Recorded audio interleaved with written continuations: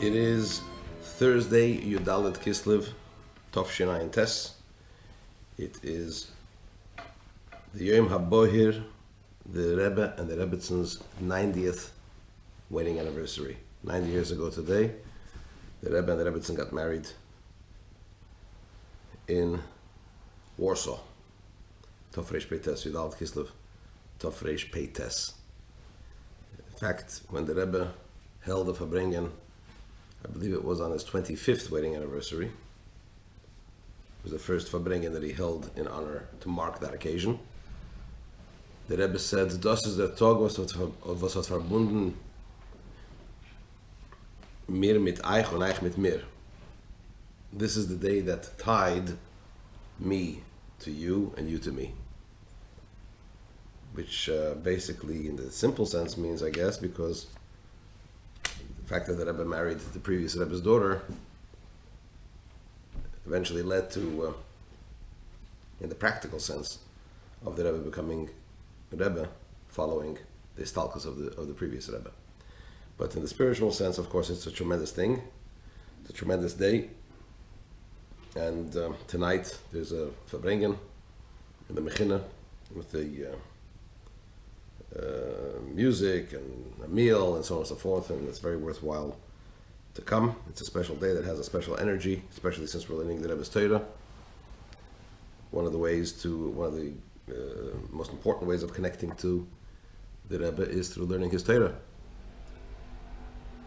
because tzaddikim daimim lebeiram, tzaddikim are similar to their creator, to Hashem, in different ways. One of the ways is, it says in the posik, in the first posik of the Aseres Adibris, it says, "Anoichi Hashem Alekecha." We learned about it, I think, in the previous Maimer. Anoichi Hashem Alekecha says the Gemara. Anoichi is a Roshei Tevot. It's an acronym. It stands for Ano Nafshi Ksovis Yehovis, which, in the simple sense, the Gemara in Shabbos, the simple definition is that I myself have written it and given it, meaning that Hashem Himself has written it and given it. In the deeper sense, it means Ano Nafshi, my soul, I have written into and given away in the Torah. Ano Nafshi Ksovis Yehovis, I have given myself away, my etzem, my essence, I've given to you, to the Bnei Yisroel, through the Torah. I've given myself away. In other words, I've invested my etzem, myself, into the Torah. Similarly, a tzaddik, his Torah, the tzaddik invests his etzem, his essence, into the Torah. So since we're learning the Rebbe's Mamorim, it has a very special relevance, of course. It's always relevant, but even more so on a day like today. So, without further ado, we are in the Maimer of Parshas Shlach, Tov Shin Yud Gimel, Dibra Maschel Vayihiyu Bnei Yisroel Bamidbar. We're on page Kuf Ayin Tes, and we are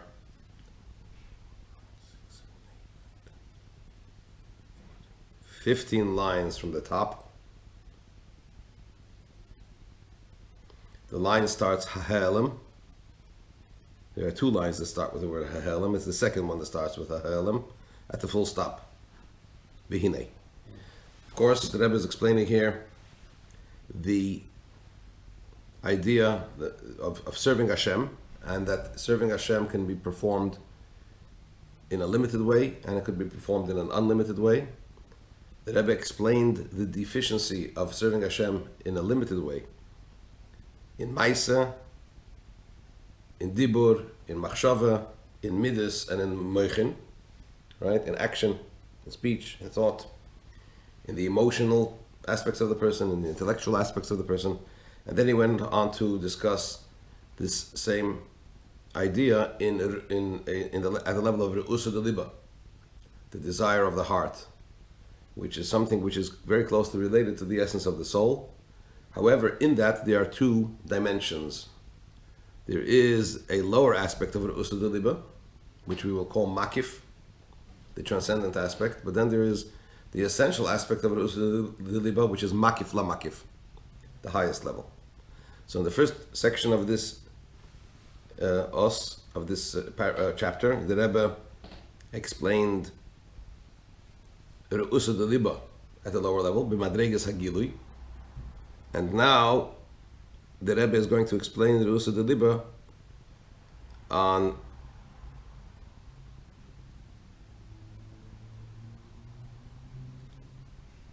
at the level of Rusa de Liba as it is mitzad ha'etzem, as it is insofar as the essence of the soul. In fact, I made a mistake. We're not up to ha'elam, the second one, but the first one. So it is 1, 2, 3, 4, 5, 6, 7, 8, 9, 10, 11, 12 lines from the top. The word ha'elam at the full stop, ulamayla. So the Rebbe explained that in the first level of Rusa de Liba, being that it is at the level of the soul, even though it's makif, even though it's transcendent and it's very closely related to the essence of the soul, but it is the soul as it seeks to be subsumed within Elokus. Meaning to say that it's still the soul and the Elokus, the godliness, are sort of not yet fused as one. It's not at the level where the soul is one with godliness. And because of that, in other words, it's at a level of the soul that's still in a mode of revelation. So if it's in a mode of revelation, it could be concealed. There's a possibility for concealment. And in order to remove that concealment, we need something to remove the concealment. We don't need something to awaken the love. The love is always there. It could be concealed. So we need something to remove that concealment. And because of that, it's still limited. The love is still limited. However, Ulam Ailam is higher than this, is Himadregas Rusa de Liba Shemitzada Etzem, is the level of the desire of the heart, which results from the very essence of the soul, which is associated with the very essence of the soul. What type of love is this? The Rebbe brings a parable in the first level of Rusa de Liba, the Rusa de Liba, as it is at the makif level of the soul, which has some form of revelation and therefore could be concealed. The parable was two people that love each other beyond rationality, but they're two separate individuals. Here he talks about the love, kemoshel, for example, av as ben ve'av, the love of a son and a father. The love of a son and a father, shehi ava atzmis, which is an essential love. It's just there. That's the way it is, right? In the sense where you have two separate people that love each other beyond rationality.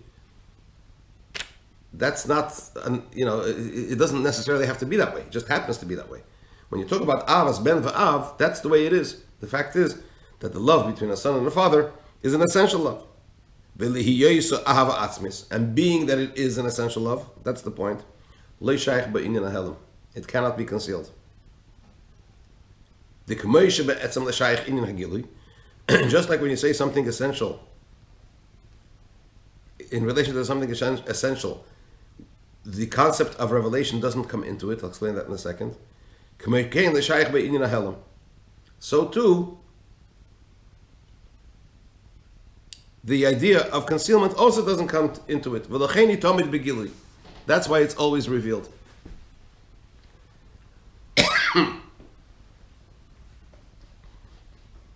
In other words, take for example, let's take the ultimate essence. The ultimate essence is Hashem himself. Right? Hashem himself, you can't say that Hashem, the essence of Hashem is revealed. In fact, when we talk about revelations of Hashem, we're talking about secondary aspects. We're talking about Giluim, we're talking about Oiris, not the Mo'ir, the luminary himself. The luminary himself, you can't say is revealed or concealed. It's a luminary, that's what it is. It's in a state of revelation. So he's using the term Gilui, it's always Begilui, but he doesn't mean that in the sense of it's always Begilui and not Behelem. The whole concept of Helem Begilui doesn't come into it, concealment and revelation. If it's a luminary, that's what it is. It can't be, in order for the luminary to be concealed, you have to say it's not a luminary, but that's not possible because it is a luminary, right? So if it's something which is a luminary, it's always present in its essence. And a luminary's essence, the presence of a luminary's essence is revelation. That's what it is. Right?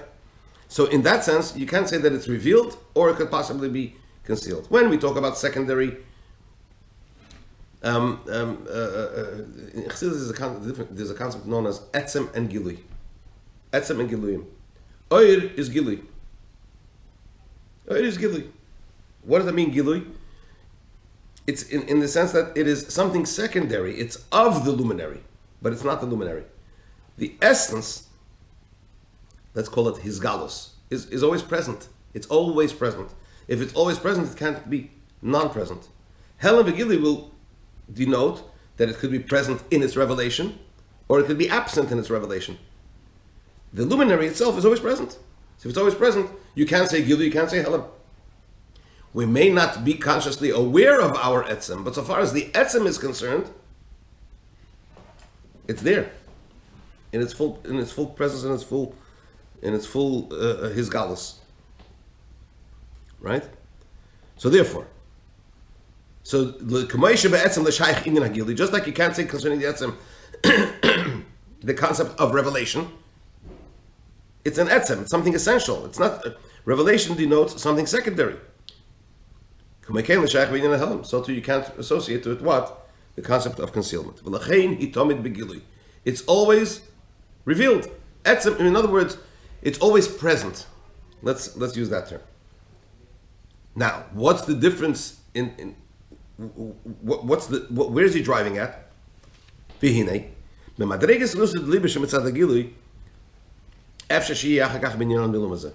we talk about the level of Re'usa de Liba, resulting from Gilui, meaning the secondary level of Re'usa de Liba, the Re'usa de Liba of the Makif, not the highest one, it's possible that it could be also in matters that oppose to Kedusha. Why? The Kibun Shurak Inyan Agilu V'Loi Etzem Harei Metzias. If it's revelation, albeit as fine as it might be, but it's still at the level of revelation, meaning to say it's at a level where the soul is some type of being, has some type of self-identity. Harehu Metzias, being that it's not the essence, so it's Metzias. It has some self-identity. V'yesh le'mevukish, and it has an objective. What's its objective? What is it seeking? It's seeking to become one with Hashem. Yes, granted that what it seeks is to become nullified from its existence and to become subsumed in the essence, but it's not there yet. Nonetheless, being that the soul is at this level, in a state of existence, it has its identity. Because of this, albeit subtle, existence, identity, self-identity, ego, if you will, let's use that term as borrowed, it is possible that it should be invested in matters that are opposite to Kedusha. This is not the case. Here the Rebbe says it clearly. When we talk about the essential love of the soul, which emanates from where? From the makif of Yechidah, the makif lamakif, meaning the very essence of the soul. It's not possible that those that are on the outside of Kedusha, the opposite of Kedusha, should have any hold over there. Why? The bavur les lahu. Because the l'umazeh, those that oppose Kedusha don't have a shadow to a shadow. What does that mean? Very briefly, there's a Mishnah in Yevamis that says,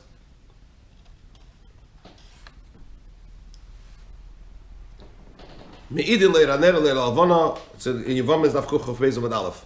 Witnesses may testify that an individual died even if they saw the corpse only by candlelight or by moonlight. Then the Mishnah goes on and says, and the court may allow a woman to marry based on the statement of a disembodied voice proclaiming that her husband died. In other words, if they only hear a voice that announces, that says, so-and-so passed away, the wife of that person may get married. Says the Gemara,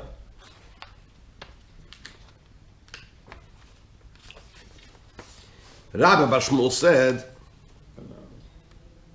it was taught in a Braisa that Bishamai say the judges of a court may not allow a woman to marry based on the statement of a disembodied voice. Beis Hill say the judges may allow the woman to marry based on the statement. They are. Beis Din is allowed to do that. Says the Gemara, what's Rabbi Bar Shmuel teaching us? It's the Mishnah. The Mishnah says it goes according to the opinion of Beis Hillel. We know the halacha is like Beis Hillel. What does the Braisa come to? What does Rabbi Bar Shmuel come to teach us? So he says, the Gemara answers, it teaches us that if an anonymous Mishnah or Braisa is found that states that the judges may not allow a woman to marry under such circumstances, it's simply the opinion of Beishamai and not the accepted ruling. Fine. Then the Gemara says,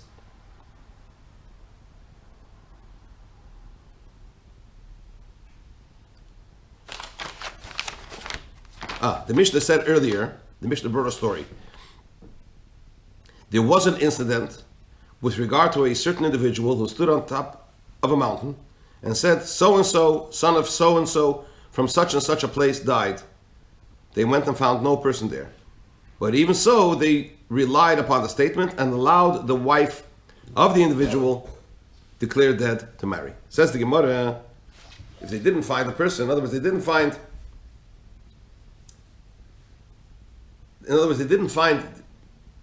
the person that was announcing it. That's what it means to say. They heard the voice of somebody saying that. They went to look for the person that was saying that. The person wasn't there. But nevertheless, they said, we heard the voice, it's fine, she can remarry. Correct? The Gemara, why did they allow it? The Gemara asks, why did they allow it? What's the problem? Perhaps it was a demon, a shed. Who says it was a human being? It was a ruach, maybe it was a shed, a spirit, a demon. So Rabbi Yehuda said, that Rav said, they saw that it had the form of a person. So they knew it was not a demon. Says the Gemara, demons also appear similar to people. So the Gemara answers, they saw that he had a shadow. They didn't actually see the person. They saw a form of a person and a shadow. Asks the Gemara, but demons also have a shadow? So the Gemara answers, it was the case where they saw that he had a shadow of a shadow. Says the Gemara, but perhaps the demons also have a shadow of a shadow? So Rabbi Hanina said,